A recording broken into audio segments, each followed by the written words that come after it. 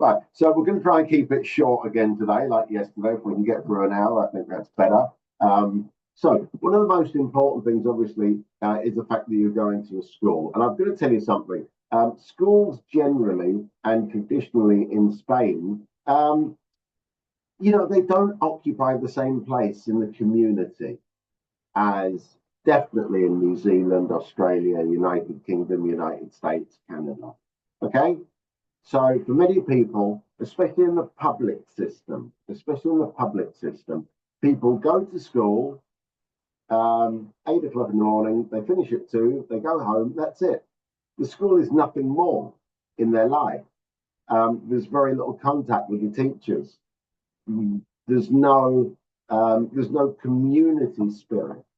Now, none of you are going to schools which are like that, right? You're all going to schools which are not public, some of them are private. They're what we call the concertados. We'll look at this later on. Concertado means that it's an independent school which is funded by the government. And normally it's faith-based. It might be methodology-based, like a Montessori school, which is a kind of alternative educational techniques or methodology. However, if it's a concertado, which means it's privately run, but publicly funded, that means that they have to admit anybody into the school. There's not a selection basis where only Muslims or only Christians or Catholics would be allowed to attend those schools. Okay? So everybody's allowed in. The advantage of these schools is that they are more community-based, that the parents take part in school life. You're likely to have sports teams, excursions, all sorts of activities going on after school. So they don't finish at 2 o'clock. They finish at 4 o'clock or 5 o'clock in the afternoon. And the kids really spend a lot more hours there. And they tend to enjoy them a little bit more. They also have school uniforms. So that's the first difference, okay? The second difference is that in Spain, nearly all teachers are called by their first name, okay? By their first name. So, you wouldn't be like Mr. Smith, Mr. White, Miss Moon. I'm remembering my own teachers, even from the age of 6, is Mr. Walker, Miss Moon, and so on. Okay. So that's just one of the differences. So be prepared for that. Okay. Okay. Our agreement then, as you come as school assistants or language assistants, is what schools are offering. So the schools are offering a placement whereby they supervise you and they tell you the duties, what you're going to be doing with the timetable. They offer you a host family, right? So the host families are provided by the school. I don't look for them separately. And in fact, they have to have a link with the school, and therefore we consider that they are recommendable and recommended by the school community. So there would be 90%, they would be teachers, sorry, there would be parents of students who are at the school, and therefore they've been vetted by the school, and maybe 10% would be teachers who are working at the school who might not have kids there. Okay? They'll organize a placement, a timetable for you. That timetable might vary. Might be this week you're working with primary school students. Next week you're working with secondary school students. Okay? It might change every week. It might be frustrating for you. Okay? Because of the changes, and you didn't know you were meant to be at 9 o'clock, and really you were working on the previous week's timetable, which said you started at 10 o'clock, right? Just keep up to date. Ask your tutor, ask your placement mentor to help you. They'll help you practice your Spanish and learn Spanish. However, some of the schools think that it's just enough to let you join one of the Spanish classes at school, which is very good, especially if they let you in at primary level. It's actually a lot of fun learning Spanish like that. My recommendation is that you look for an adult education institute in your town or community. These exist all over Spain. Every single town has got one. They're free and they will offer Spanish classes to you where you will meet other people from other countries who are learning Spanish. Okay, so it's nice to go and study Spanish outside of the school setting, right? You'll have a tutor who is identified to you. You'll have local information and lots of goodwill. Okay, lots of goodwill. That's really important. That's the one thing we can't really measure, but it's at the basis of everything, right? You know, you're extremely kind to give up 6 months, a year of your time to come and share it with other people. Absolutely in awe, and I admire you all, as I do with all the volunteers who come, because you're willing to give up this time for other people. And that's the basis of everything. Okay? The schools are actually offering very little compared to what you are offering. Okay, so volunteers offer 16 hours a week. It's got 18 there because that's what German volunteers have to give, 18 hours a week. Your ideas, you might have an idea. Why don't we do an Australian week at school? Right, not just when you arrive, but maybe towards the end of the term, and you could work on different projects with different classes, particularly in primary school. You know, the animals of Australia, the different cities of Australia, where people originate from in Australia. Obviously, First Nation people and the importance, the history of Australia. That's obviously depending on you. I know you have different insights. We're really interested into that. Same as in New Zealand. New Zealand people think it's Kiwis and rugby. Of course, Australia people think it's kangaroos and surfing. That's the extent of their knowledge. Okay, so bring in some ideas. You're bringing in your language, which is what they really want to practice. Your goodwill, which you come in a great big suitcase full of it. Engagement and a proactive attitude. I'm going to tell you something. Don't ever cross your arms, all right, in class. I'm going to tell you this quickly because we might still be listening. That means when you're in class, some people, some of the volunteers complain and say, you know what, I'm sitting there, I'm in class, I go in with the teacher has not told me what to do. So I can stand in the corner and I don't know what to do. And when you don't know what to do, you tend to fold your arms, okay? And you look uncomfortable, you feel uncomfortable, you're not engaging with the children. If that happens, and it might be because the teacher you're with in class is maybe just feels a little bit under pressure and has to deliver a specific that subject or part of language that particular day and hasn't really taken you into account, or maybe it's a substitute teacher, who doesn't really understand your role. So what are you going to do? Listen. What you're going to do, instead of standing at the front, you go to the back of the class, please. Okay? So you're not feeling like under being scrutinized by all the kids and you don't really have too much input. Go to the back. Now, if you're particularly with younger students, then go to the back or sit in amongst them. Okay?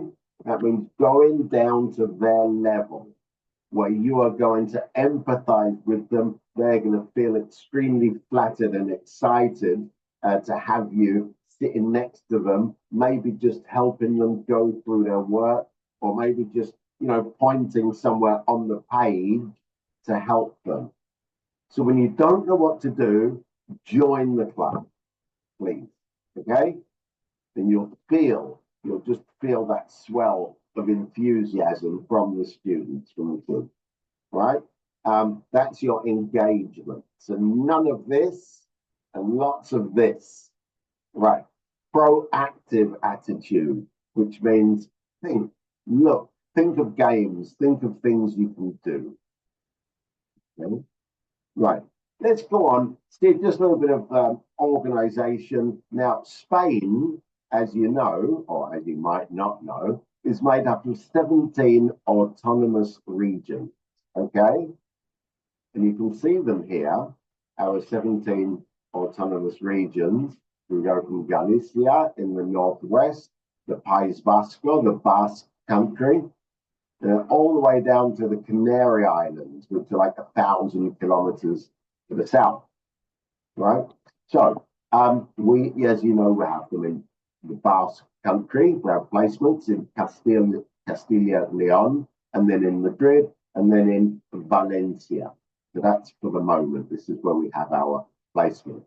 However, because we got 17 different regional governments, this also means that we've got 17 different agendas for education, which are often influenced by politics.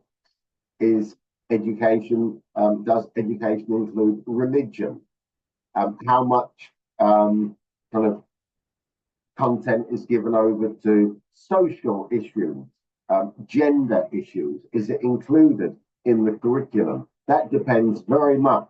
In Madrid, which is a kind of quite conservative area, it would not be included. However, in the Basque country, which prides itself on being very progressive, they take a slightly different stance. So you have different subjects and you have different approaches to education depending on where you are. You'll also find that there are 17 different school calendars. So if you're in the Basque country, your vacations might be quite different from the people in Castilla and Leon, right? So especially Easter, some will begin on Easter Thursday and go on until the following week. In other parts of Spain, they will end on Easter Friday, and the following Monday you're back at work. So really, really important to know your calendar, and that will be when you get here. Also find that there are 4 co-official languages. So in Valencia, Catalonia, Basque Country, and Galicia, they have Spanish, plus they have other local languages. And some of the teaching will be done in those local languages. So you might hear it, especially up here in the Basque Country, you might hear the Basque language being spoken. Oh, there we go. And there we have an idea of our school calendar. And in fact, you can see there in April, okay, if you look down at April at the vacations, the Semana Santa, the Easter vacations, you can see that in Castilla and Leon, which is in the north, okay, that the vacations begin on the 11th and they finish on the 24th. That's almost 2 weeks. In fact, if you are in Castilla and Leon, you could probably take off those 2 weeks very comfortably and have quite a long vacation. However, you'll see that in Valencia, it's a week later. So you start on the 17th and you go on until the 29th. So still very long vacations for Easter, would be absolutely fine. And then there's kind of like in Castilla and Leon in the north, you have the first Monday and Tuesday of March is free, so you have a very long weekend. Okay. Whereas in Valencia, it's only this week, it's the 3rd week of March, which is basically vacation. All right. You don't want to go anywhere. You want to be here in Valencia that week because that's the wildest fiesta. If you're anywhere near the Basque Country, again, you want to stick around that 1st week of March because there's a lot going on, what they call Carnival. And it's, you know, it's pretty good. It's pretty good fun. So don't make too many plans to travel that week. Okay. Right, so that's our school year and how it might change. All right, here's another little thing. Don't ever use your photograph ever, ever, ever, ever, ever. Okay? Never take out your phone in class, please. All right? Don't do it. Even if I say, if I'm looking up a word, no. Take the dictionary. Ask for a dictionary. Don't take out your phone in class, all right? It looks absolutely terrible.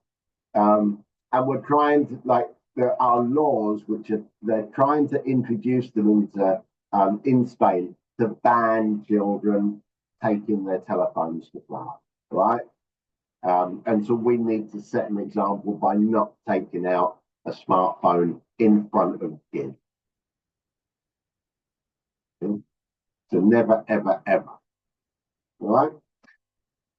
School stages in Spain. All right. So depending on where you are, you know, if you're going to Tavara in Zamora, you're going to have younger kids.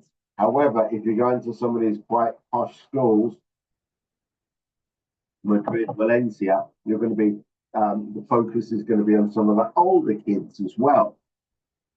There's pros and cons with all of this. But basically, your school stages are 0 to 6 years, nursery or infantil. Okay? So now nursery school provision is made for all kids in Spain, right from birth, really. Large class sizes, they tend to be infants in primary schools. You know, it's basic. Remember, if you were very small children and you feel comfortable, but with those very small kindergarten children, there is an amount of touching, which is normal because these kids have to be cared for, and it might be helping them to eat. Okay, this doesn't normally happen, and if you feel comfortable about doing this, you know, feeding or even, you know, accompanying them to the bathroom and stuff like that, then fine. But don't feel this is part of, if you feel uncomfortable doing that, you let me know. And you, well, first of all, let the school know, because that's not part of your placement. Okay? Right. I say touching, you know, when a child starts to cry, they're 4 years old, you don't leave them to sit there or her to sit there, do you? You know, you naturally interact with them to comfort them. Okay. 6 to 11. Right. What's happening here? All kids have to go to school from the 6 to 11. 6 to 11. Those are primary schools. Okay. Some of the schools are called bilingual, and that's an emphasis on English, which means that some of the subjects are actually taught in English. Might be art, might be music, might be science. Okay, that's quite nice. Then you get things like, well, we're going to geography in English. Could be. And then things like history in English. Why would you study Spanish history in English? It doesn't really make sense to me. Okay, but anyway, so some of those are bilingual centers. It doesn't mean that all the kids are chatting away in English. If you go into some of the, you know, posher schools, you will find your kids go in with a very, very good high level of English, all right? And they're able to maintain a conversation. All right. Within the primary school, what you'll see is there's an aging teaching population, okay? The Spanish employment system encourages people to study, and enter the work market very late. So we're finding that, you know, primary schools where most of the teachers are 40 and above, and they consider themselves to be a very kind of young, progressive bunch of teachers because they're all below 50, you know.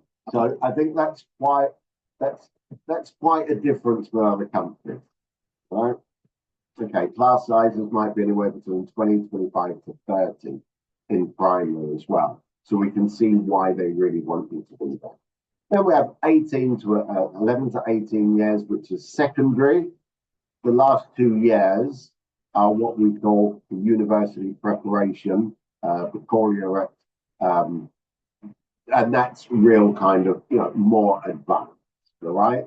So at 16, you can choose to do that, or you can choose to go into vocational training. Elias and Carlos, you're going to find people doing vocational training where you are. It's going to be really interesting because some of these guys are going to be your age, right? The vocational training, it's specific places, and I don't think any of our schools offer that, with the exception of where you're going to be, Carlos and Elias. It's a lot more, it's based on targets. There's lots of exams and evaluations in all the school stages. One of the things you're going to be surprised about is the amount of homework which kids have from the age of about 7, and it goes in crescendo, right? I mean, so by the time they're 14, they might be expected to do 2 hours of homework every day. And this is book study. It's not like go and ask your parents, let's do geography and think about the different places you go. Have you seen a volcano? Have you experienced an earthquake? What's the biggest river where you live? Or anything like that. It's not investigative. It's not research-based or project-based. It's do pages 7 to 20 in the book. And this can be, it's soul destroying, okay? And when you see the kids have so much homework, wow, it's really a lot. Right? But anyway, there we go. So that's where you're going to be placed.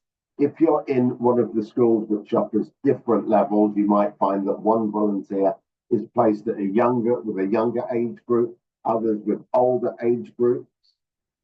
You know, you can then give your preferences once you're there.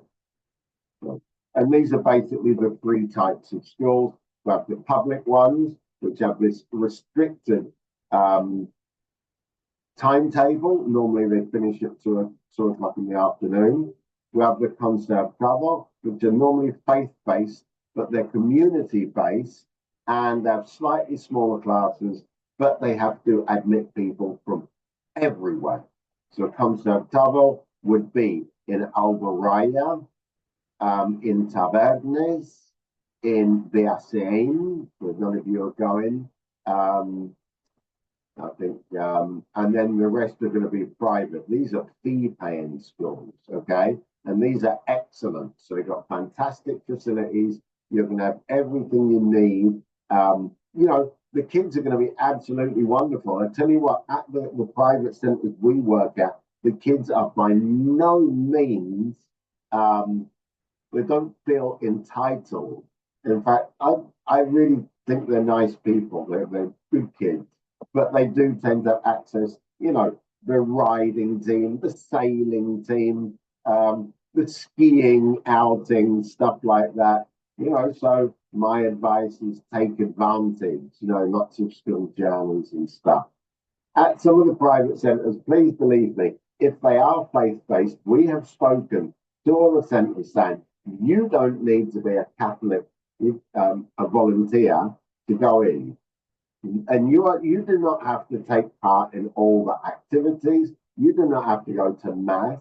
You do not have to say prayers. You do not have to do any of these things. What they want you to do is to respect their beliefs. Okay? And my advice is always, there's a mass, a ceremony, something going on, go along, see what it's like. You know, nobody's trying to convert you. We just want you to have a look and see what it's all about and understand what these people are doing. Okay? So in some of the places, you might see a priest kind of coming in and out. So, Ellie's not even in here too. Yeah. Then they might be wearing uniforms and looking pretty smart. Although, yeah, you'll find a massive range of kind of dress styles from teachers in different schools. It's quite incredible. Some really look like they've dressed up and they're going out for the evening, and it might be a public school. And others, depending on the weather, they might turn up in tracksuits or just sports clothes and stuff. I would say particularly Carlos and Elias, you don't have to worry about the dress code at all. I'm asking all the schools about their dress code. I'll talk to you about those individually, all right? Or school by school, but particularly the private schools. Okay, right.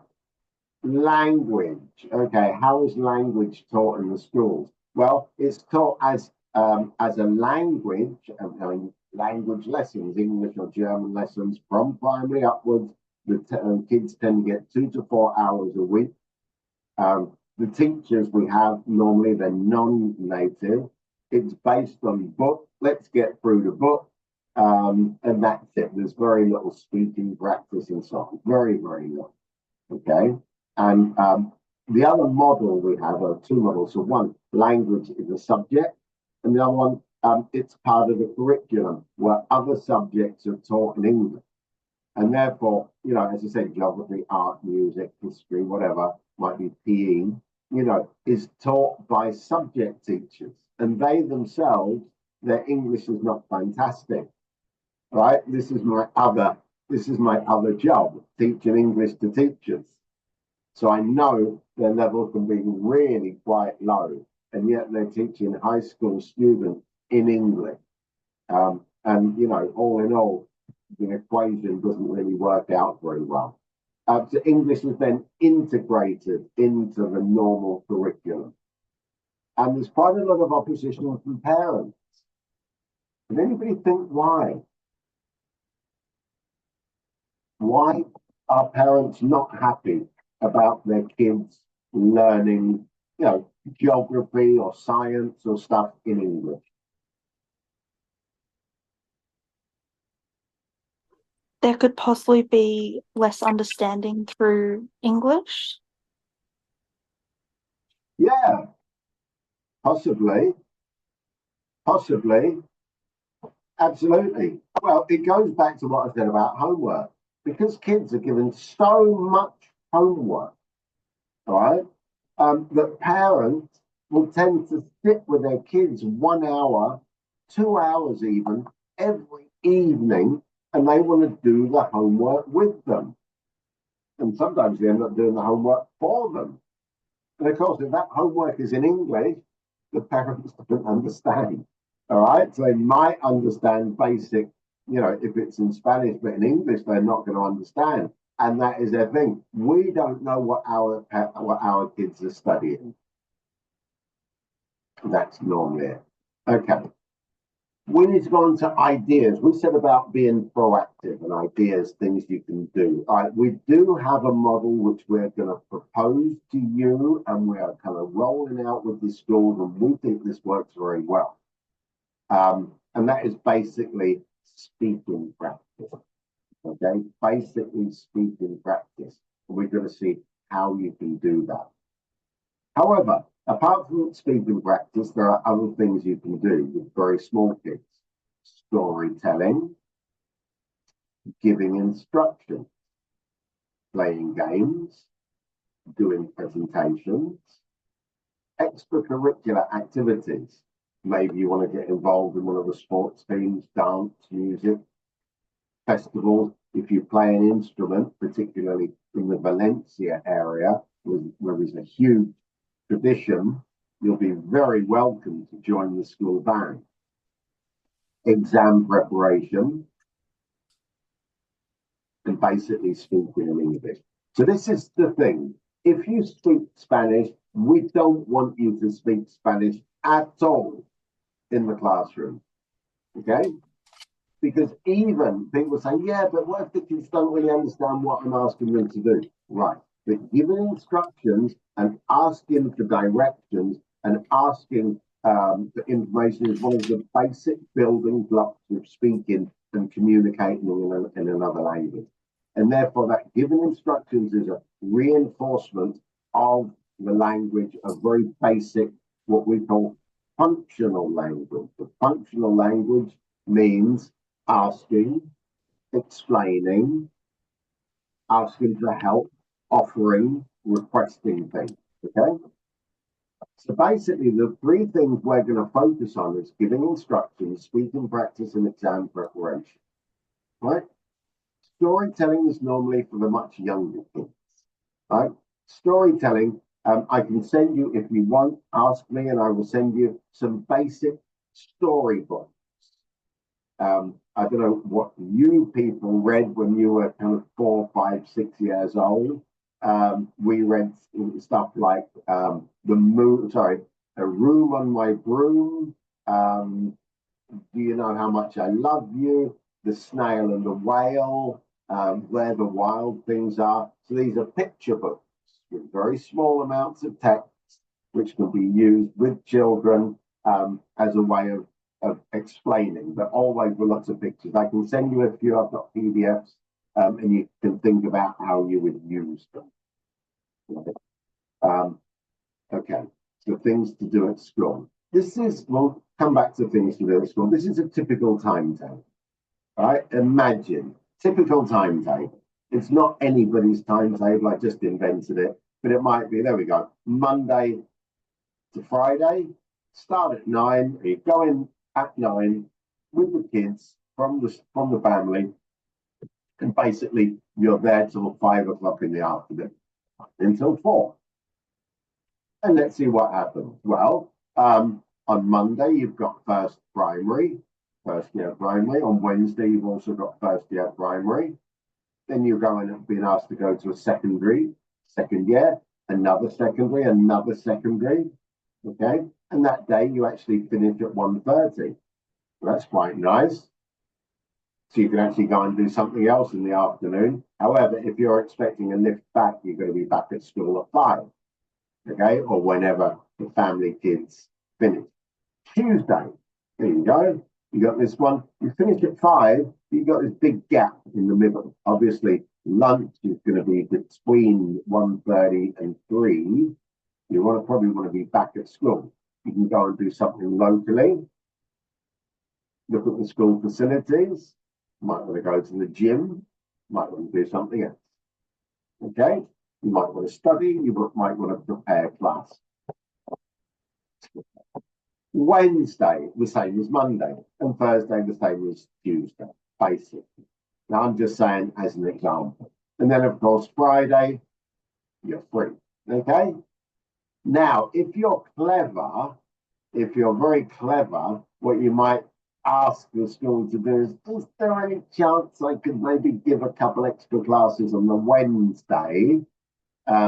Or in any case, if I finish at 5 o'clock on the Thursday, and I know that some of the volunteers are getting together in Madrid, Seville, Valencia, well, you still got time to get a train down there and arrive Thursday evening, which gives you Friday, Saturday, and Sunday completely free.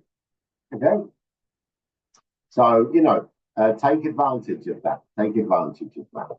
So your timetable will be explained to you by your tutor. All right. Now, again, things to do in class. I'm going to show something very, very basic, right? Which I will provide to you. Okay. I'll help you. Okay. So basically what we're talking about is using techniques to increase speaking competence and confidence, right? So let's imagine I give you this photo or this image, right? And I say, now you're going to take a group of students, instead of having the whole class, you're going to take a group of 4 out of the main class, and you've got 15 minutes to work with them. All you're going to see is this picture. Right. Now, what are you going to do with the kids? The first thing you're going to do with the kids is make them feel comfortable. And you're going to ask them very basic questions, like, what is your name? Okay? And get the 4 kids in turn to say, my name is Marta. My name is David. My name is Simon. Okay. Can you spell your name? Give them time, help them along, show them with your fingers. My name is Davy. Can you spell that? D-A-V-I-D.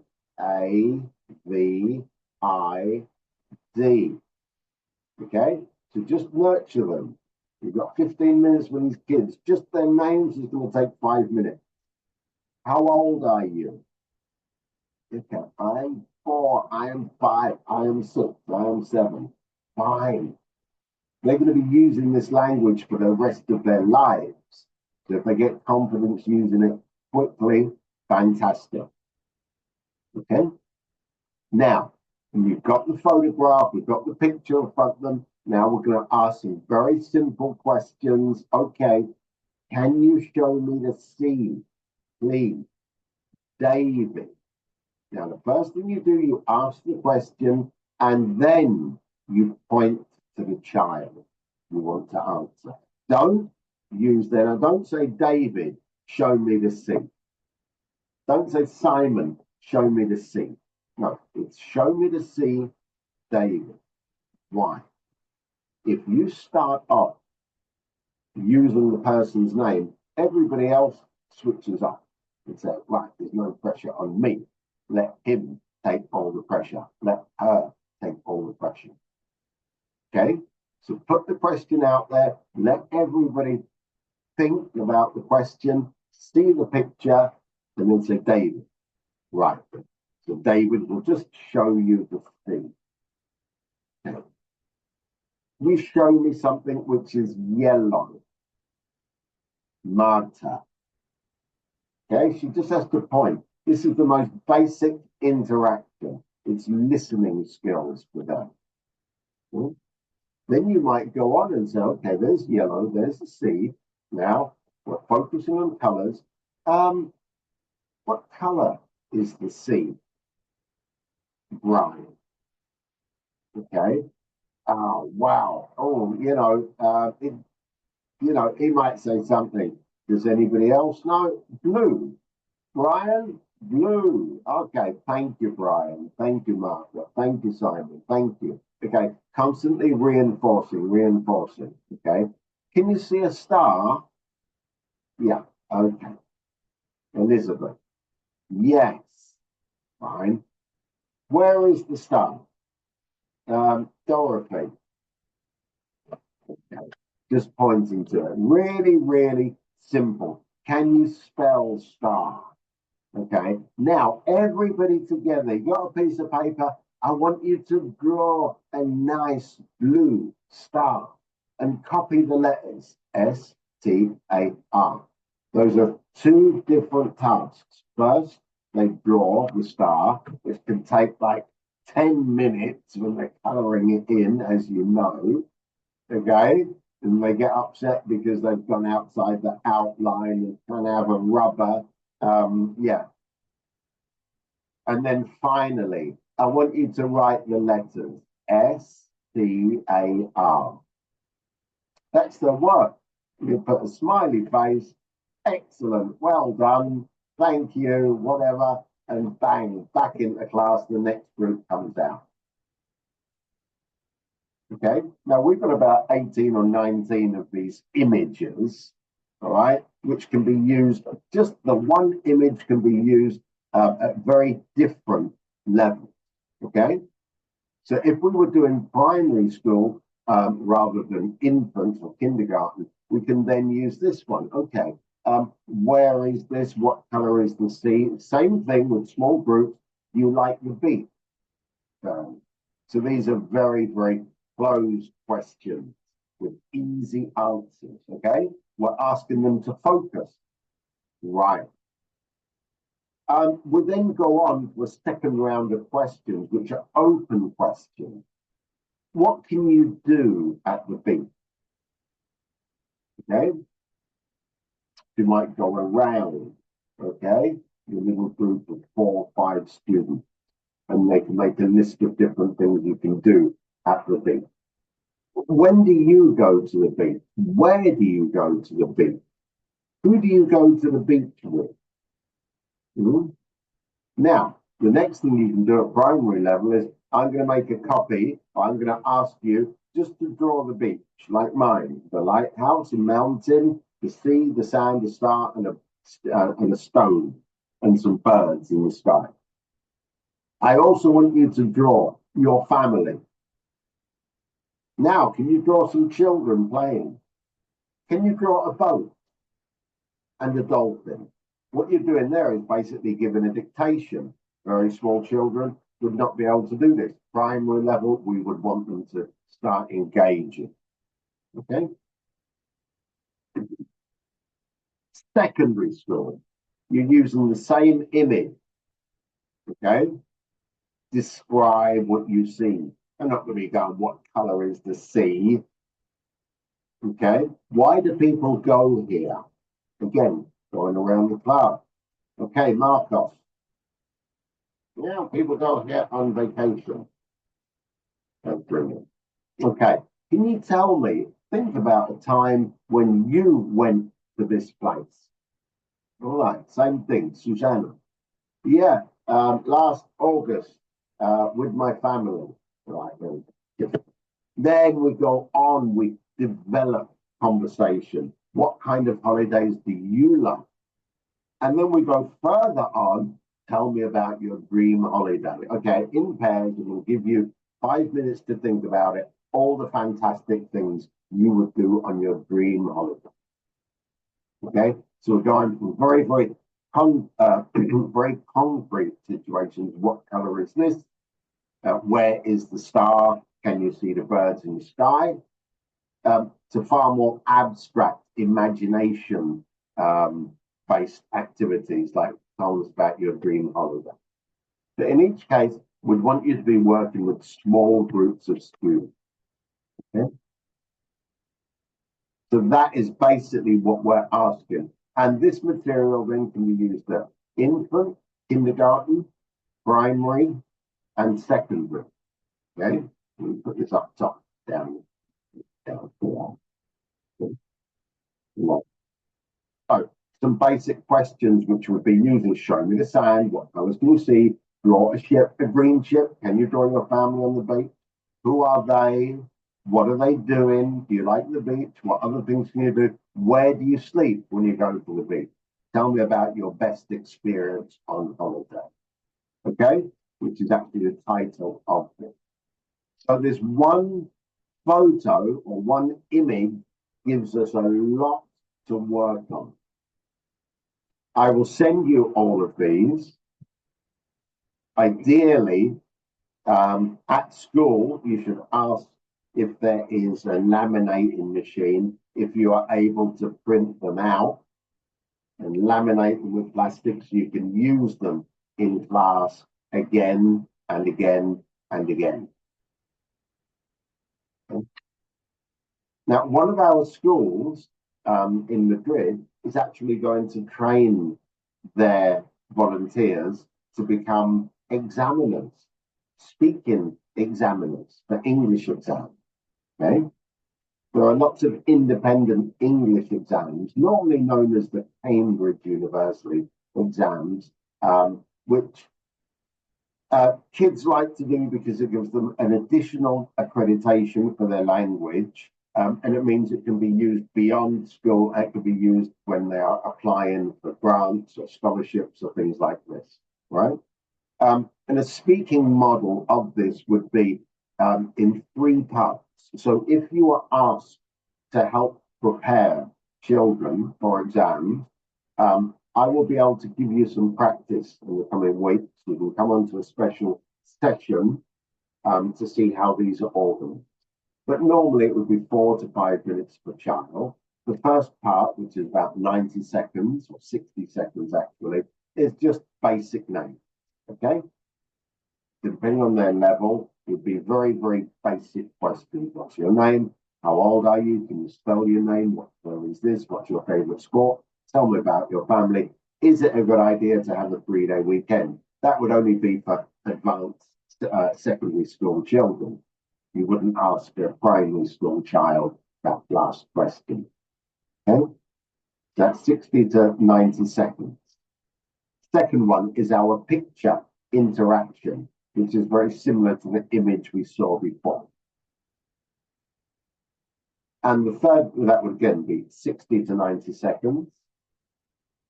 Then a role play, which again, 60 to 90 seconds, which would be a role play. You are lost in the city. Okay, I am a police officer, or I am selling ice creams. It doesn't matter. Um, I want you to come to me and tell me that you are lost, and I will ask you some questions. Okay? So typically, I will start. I'm the police officer. Hello, what's your name? And the child tells you their name. You say, are you lost? Yes, I am. Where's your family?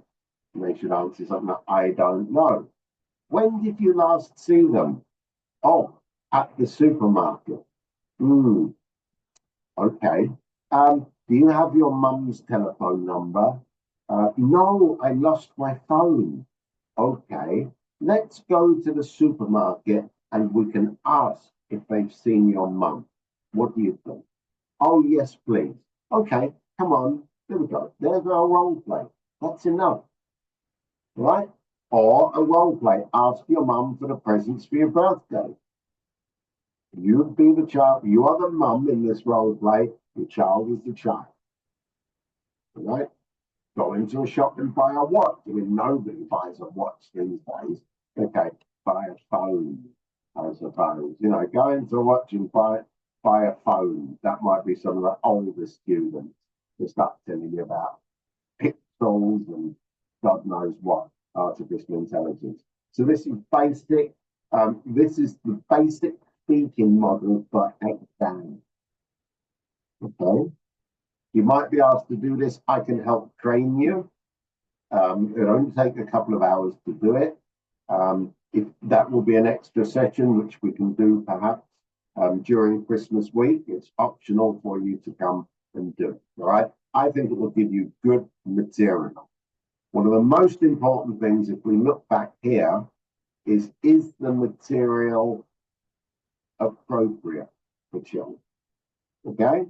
I've got some images which is like, of a drag queen. Well, you don't want to be using that with kids of this age. You could use that with adults, but not within the school setting. Okay. So some things are just not appropriate. The other thing, so that's your one-on-one, that's a small group ideas, with 15, 20-minute sessions with a small group of kids, right? It's far more difficult for you to work with larger groups, right? It's really taxing mentally, right? So I prefer you to work with smaller groups. And when the teacher comes and says, the substitute teacher says, so what are you going to do? You say, well, this is the way that I'm working with the smaller groups, and it's coaching, all right? It really is coaching. And everybody likes that because it's far better for small groups of kids to have contact with you, and they've got a lot more of your attention and they feel more confident in speaking. The other thing I'm going to ask you to do over Christmas are presentations. Okay? And we're going to see where presentations about you and your work. That is you, your family, your community, your home, your town, the landscape. What's it like? Your school. Okay? So get some photos. It might be your immediate family, it might be your extended family, it might be a particular part of your family. If you don't feel comfortable about sharing information about your family for whatever reason, don't. Okay? You can just say, I've got a mum and dad and two sisters. You might want to say, I don't really want to talk about my mum and dad, but I'm happy to talk about my sister and my brother and my pets. That's fine. Absolutely fine. Don't ever feel that you have to share information which does not make you comfortable. Okay? So that's you and your work. Okay? That would be one presentation. Your country, right? The geography, how it's organized, North Island, South Island, with some interesting facts.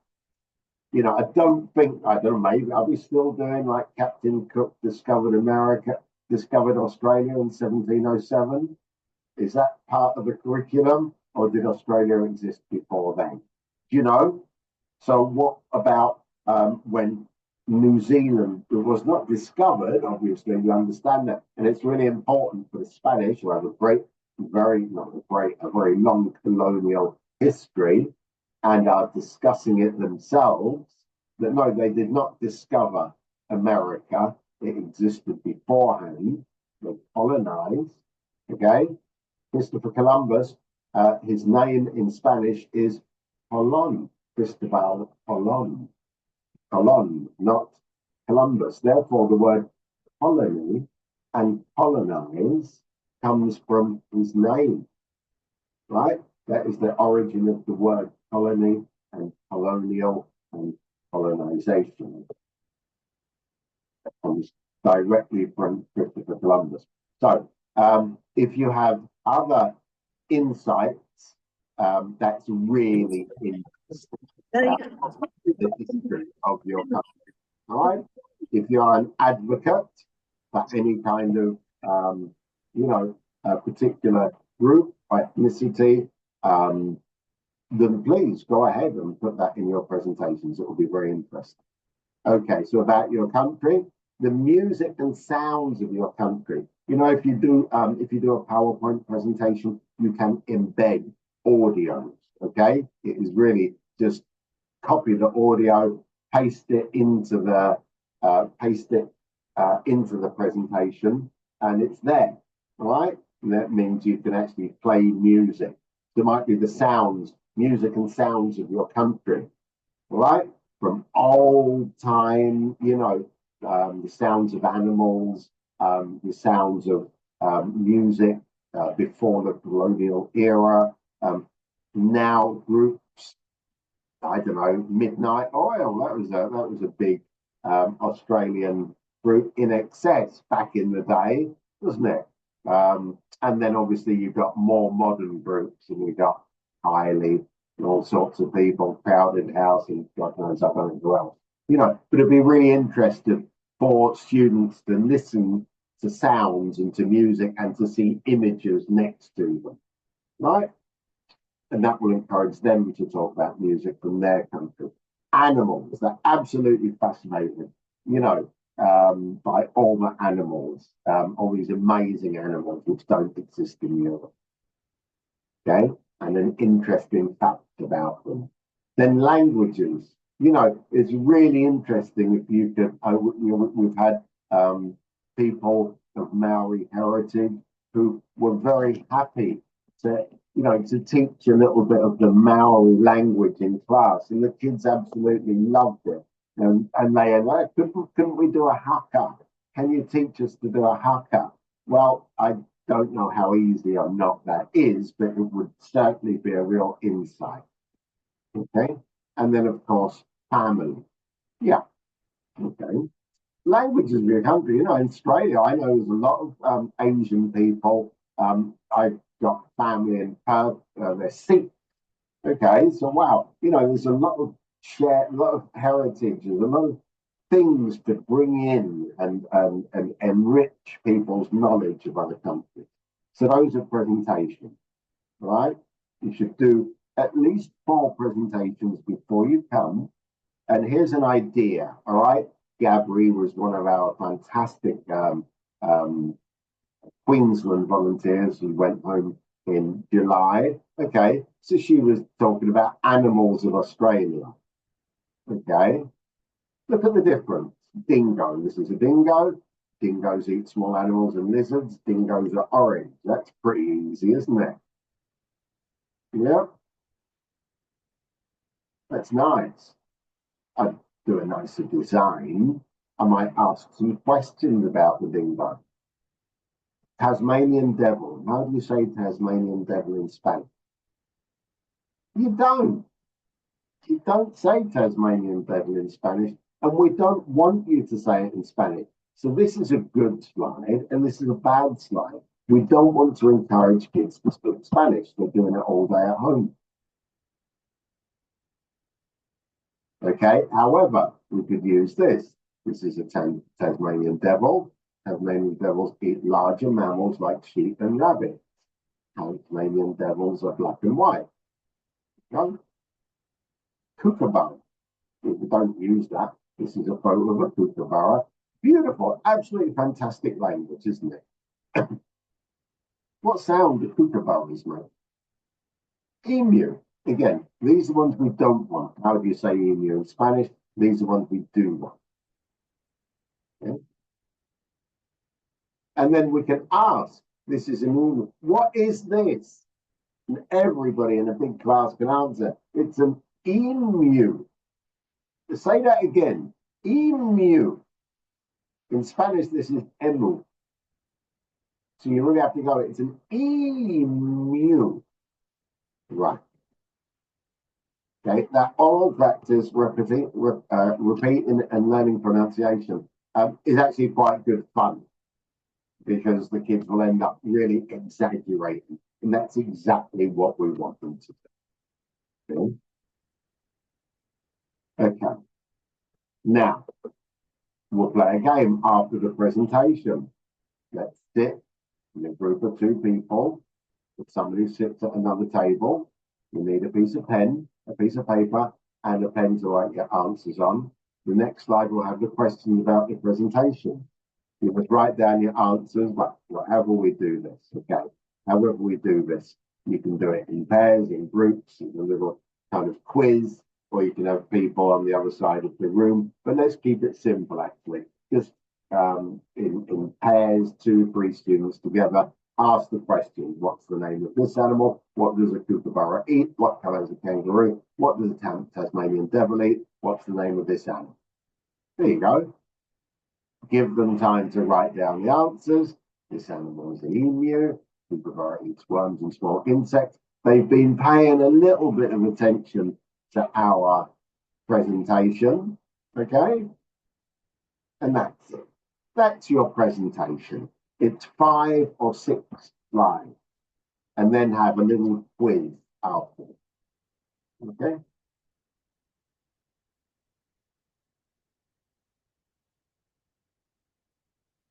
So that's it. So we've got our small group activities and our large, our presentation. If you're doing a good presentation like this with the animals, use it, adapt it. It's different if you're doing this for a secondary class who are maybe already studying, you know, biology or geography in English than if you're doing it for a very low level class in primary school. So it's going to be your delivery as well. So think about that, adapting it. Right. Other things to do in class. Think about games you play. Simple signing. Yeah. Buzz, which is the numbers game. Musical chairs. Would you do musical chairs? You might do it in your kindergarten if there are lots of cushions and stuff. Would you want to do it in a classroom? Probably not. All the chairs being thrown around. You know. Hangman, doing a quiz, doing a crossword, playing Pictionary, playing Scattergram. Generally, if you're working with games, you want to do games where you don't need a ball. Okay? You want to do games where you don't need counters, where you can just use your whiteboard or your blackboard to keep score. All right? Again, games in teams as much as possible. Right? Don't put people on the spot and have individual kids having to sit there in front of their peers with all the pressure on them. Okay? So groups and groups and so on. Right. If we go back there, you know, lots of games. I'm going to send you some links and you can find games. But basically, anything you think which will work in class. Okay.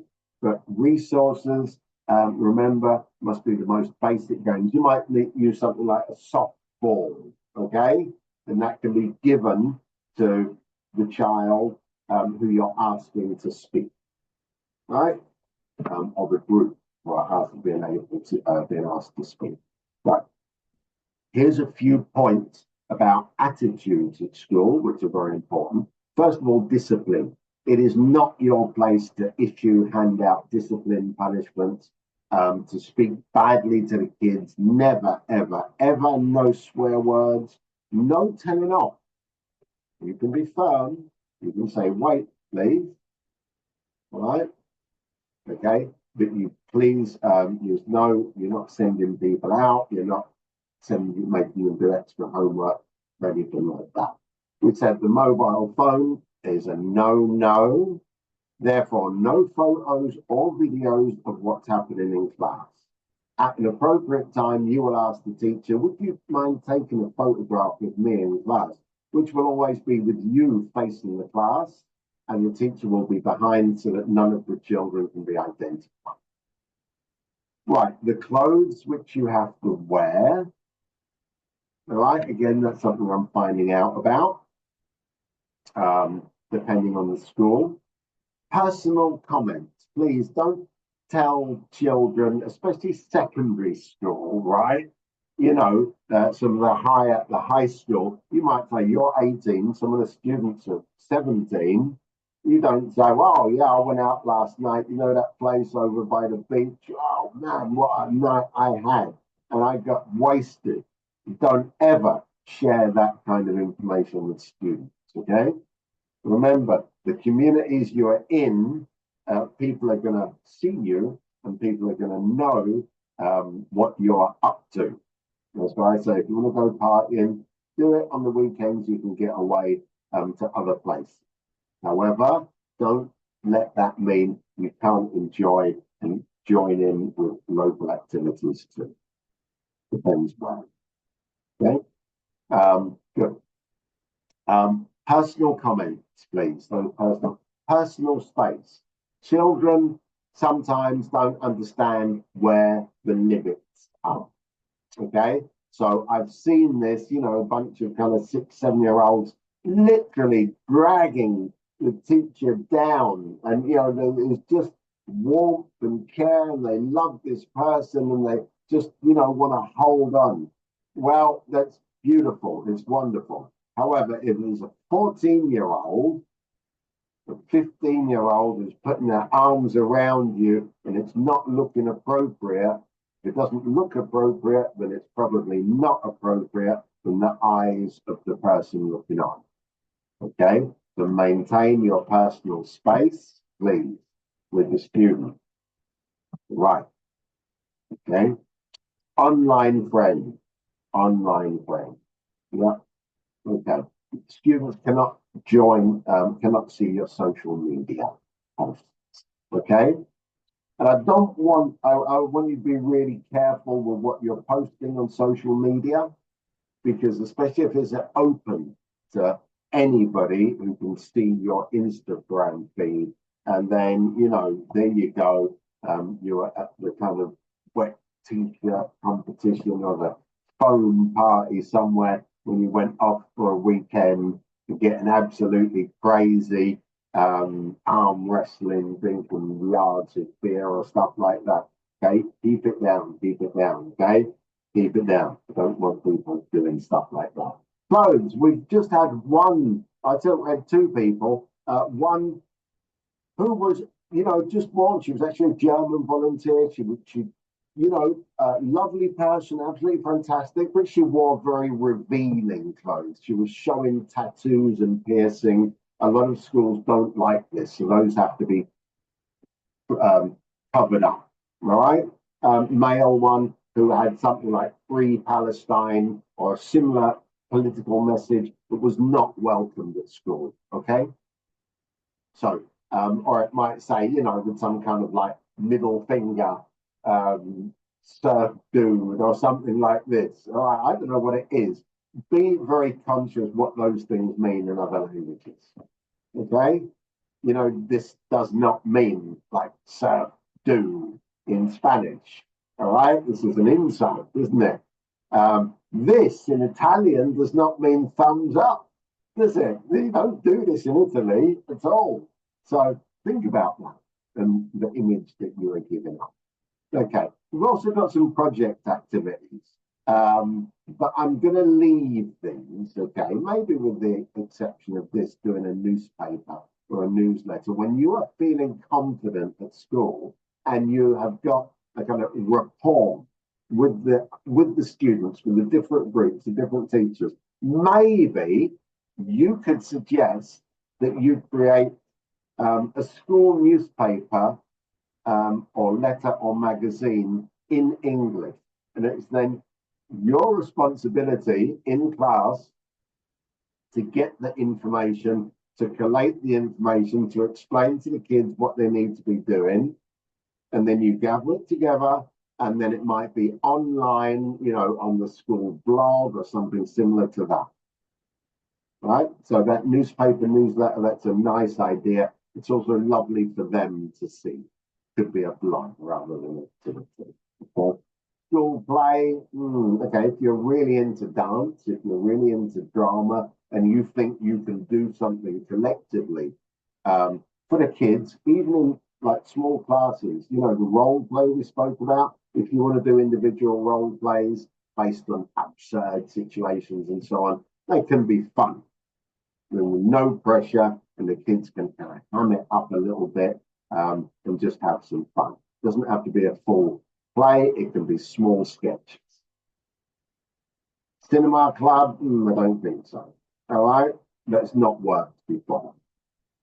All right, basically because the kids don't have they don't, yeah, I mean, yeah, seeing a movie at school, you'd have to make your time. It'd have to be after school. You need somebody else there to supervise. So the kids are not really very, not particularly interested in it. So, some advice though: plan your activities, speak to the teachers, research, work with groups, check material and equipment. This is particularly, you know, if you've got your laptop, you're taking it in, you go, right, I'm going to show you some YouTube videos about where I live. And it just so happens that your laptop has got an HDMI and the projector they've got does not have an HDMI, but it has some kind of other connection, tipping. Or you can't use the school Wi-Fi to connect to YouTube. Maybe there's a firewall with some kind of restriction because they don't want the kids watching streaming videos on their smartphone. So you have to check those things, check the material you're using, the resources and the equipment beforehand. Right? Now, very important, working with groups, which takes the pressure off you because you're not controlling 30 or 24 individuals, you are controlling 6 groups of 4, okay? Rather than 24. Short activities. Make sure your activities are like 15 minutes long maximum, and then change. Otherwise, they need excessive planning, okay? And you have not been trained to do that. Prepare your voice. Speak slowly, right? You're speaking to people, so speak slowly. Imagine you're speaking to old people who don't understand your language. There you go. How would you speak? How do you keep order? Yeah. Okay. And what happens if you have problems? I think mainly if you have problems, you've always got your tutor, your mentor, the teacher, the class teacher. The class teacher should not leave you alone, right? Sometimes the class teacher, well, you seem to be doing pretty well. You seem to be getting on. You're popular with the kids. I'm going to pop out and have a cup of tea, go to the bank, buy some bananas. No, no, no, no, no. You let us know, or you let your mentor know that you're not feeling comfortable at that event.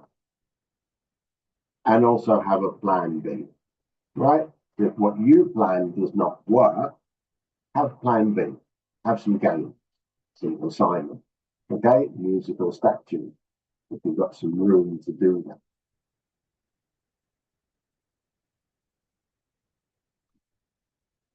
Okay, here's one of our volunteers. Look, there we go. So there's that was Vicky, who was from Australia. And there she's given a presentation. You can see that photograph taken from the back, so we can't actually identify the kid. And there's Vicky giving this presentation about animals. Everybody knows that the animals in Australia are absolutely terrifying because massive, great big spiders and stuff like that. Okay. And this is a wonderful, let's see, tell me if you can hear. Can you hear?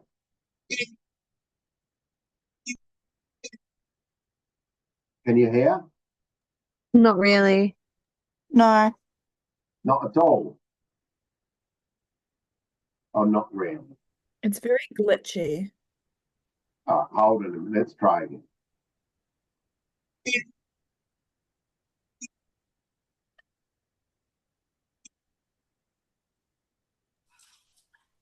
I can't hear any of it. No, not working. No, it's Yeah, super neither. glitchy. Bit glitchy, okay, I'll tell you why that is. Well, that's basically because I don't. Anyway, she was living in a, Jenny, she was living in a very, she's from New Zealand, and living in a very, very small community up in the north of Spain, okay? Absolutely loved it. Look at her face. She absolutely loved it. And, you know, it's really, really good. One of the smaller communities. Yeah, there we go. So, here we go. I'm going to give you a little form to fill in. Let me copy this. I'm going to put it in the chat box and make a note and fill in a little questionnaire, please. Okay. I'll send that via WhatsApp as well to you all, for you to reflect a little bit about teaching.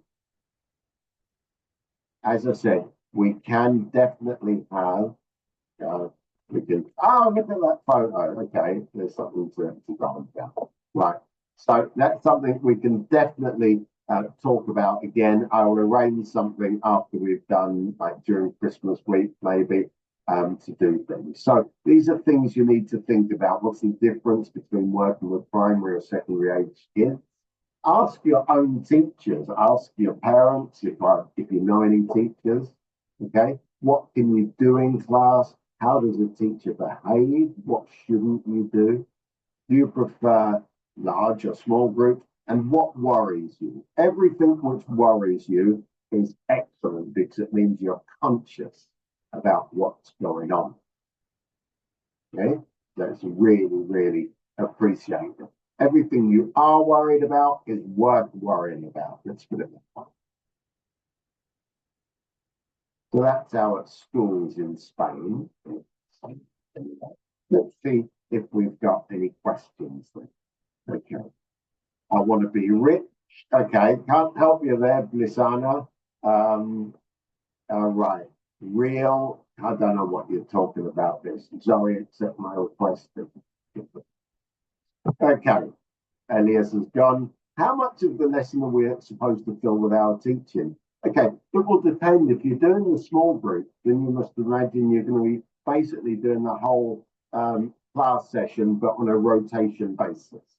So with a smaller group, okay, of those 4 students seems ideal. If the class has got 24 kids, then you might do 3 groups, like 15 minutes each, on one day, and the following day you do the same material with another 3 groups.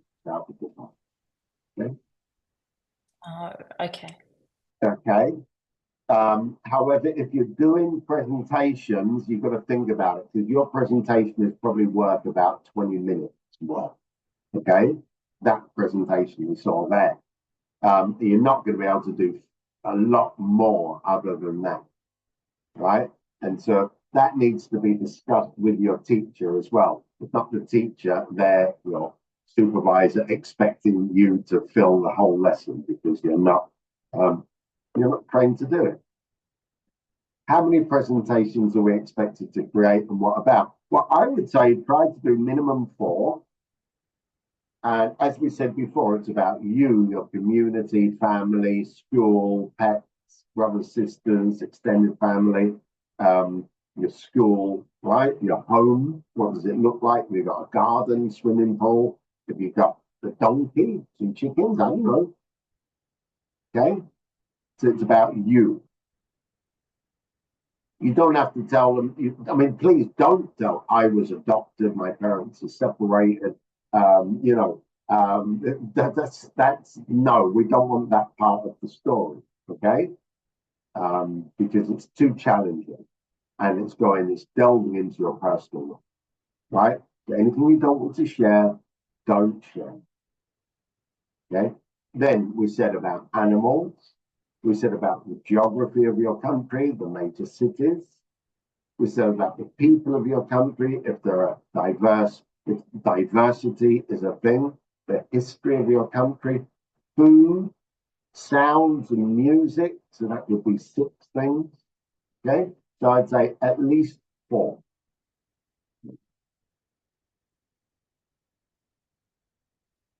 And whilst you're here, you can do more. Right? You see how they. I can send you Gabby's presentations, which were fantastic. She did like 8 or 9. Okay. But the good thing, the most important thing is that you can adapt them to different. Okay. Anything else? You'll stop the recording. Oh, we'll stop the recording.